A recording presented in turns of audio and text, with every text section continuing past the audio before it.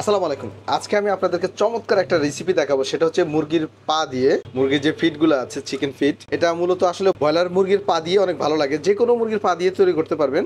আমি এখানে নিয়েছি 1 কেজি মুরগির পা। আর এই রান্নাটা করবেন অবশ্যই প্রেসার কুকারে, এতে করে খুব সহজে রান্না করতে পারবেন এবং খুব দ্রুত রান্না করতে পারবেন। আর যদি চুলাতে করেন সেক্ষেত্রে একটু সময় বেশি লাগবে। তারপর আমি যে ইনগ্রিডিয়েন্টসগুলো দেবো, এগুলো সবগুলো অ্যাভেলেবেল আপনাদের বাসায় আছে। আমি এখানে দিচ্ছি আদা, দিচ্ছি পরিমাণে একটু বেশি, এখানে প্রায় 40 গ্রাম আদা আছে। আদাগুলো আমি কুচি করে দিয়েছি। আর এখানে আমি একটু পেঁয়াজ দিচ্ছি, পেঁয়াজ কুচি করে।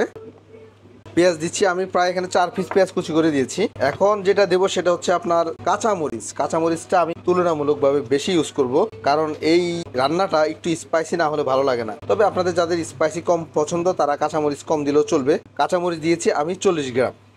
আচ্ছা, তারপর যে জিনিসটা দিচ্ছি এটা হচ্ছে রসুন ফ্রাই করে রেখেছি তেলের ভিতরে, যেরকম আমরা বেরেস্তা করে রাখি পেঁয়াজ ফ্রাই, সেম আমি রসুন ফ্রাই করে দিয়েছি। এটা অপশনাল, এটা দিলে ফ্লেভারটা একটু ভালো হয়। আমি এখানে অল্প একটু রসুন ফ্রাই দিয়েছি। তারপর আমি পরিমাণ মতো লবণ দিয়ে দিচ্ছি, লবণটা কম বেশি করে দিতে পারেন।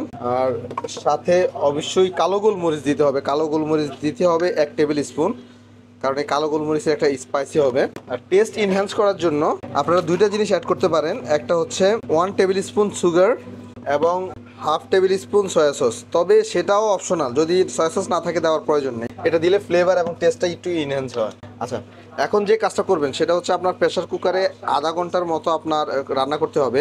মুরগির পাগুলো একেবারে সফট হয়ে যাবে, মোলাম হয়ে যাবে, হাড্ডি সহ যাতে চিবিয়ে খেতে পারেন এরকম লেভেলের সফট নিয়ে আসতে হবে। এজন্য আপনাকে পানি অ্যাড করতে হবে।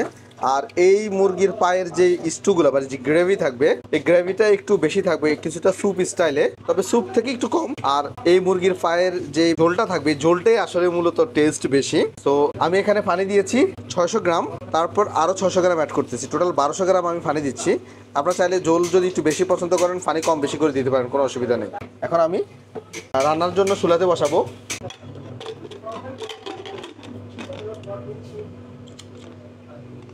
এখন আমি চুলার উপর প্রেসার কুকারটা নিয়েছি আর হাই হিট দিয়েছি। যখন প্রথমবার প্রেসার কুকার ডাক দিবে তারপর চুলার হিট একেবারে কমিয়ে অন্তত 8 থেকে 9 বার প্রেসার কুকার ডাক দেওয়া পর্যন্ত অপেক্ষা করতে হবে, অথবা 30 মিনিট প্রেসার কুকার ডাক দেওয়া পর্যন্ত অপেক্ষা করতে হবে। এই সময়টা মুরগির পা একেবারে সফট হয়ে যাবে।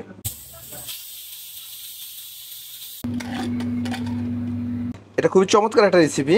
আর এখানে আমি কোনো তেল ইউজ করি নাই, যার কারণে এটা খুবই হেলদি একটা রেসিপি। আর এটা একবার ট্রাই করে দেখেন, খুবই ভালো লাগবে এই স্টুটা। এটা হচ্ছে আদিবাসীদের একটা খাবার, ওনারা কুপ্পে বলে এটাকে।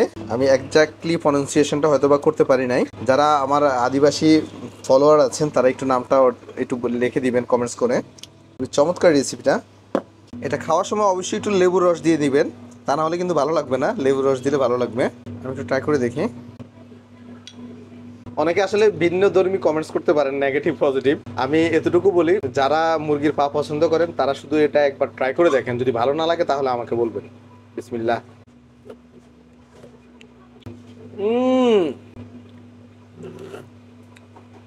খুবই হেলদি একটা রেসিপি।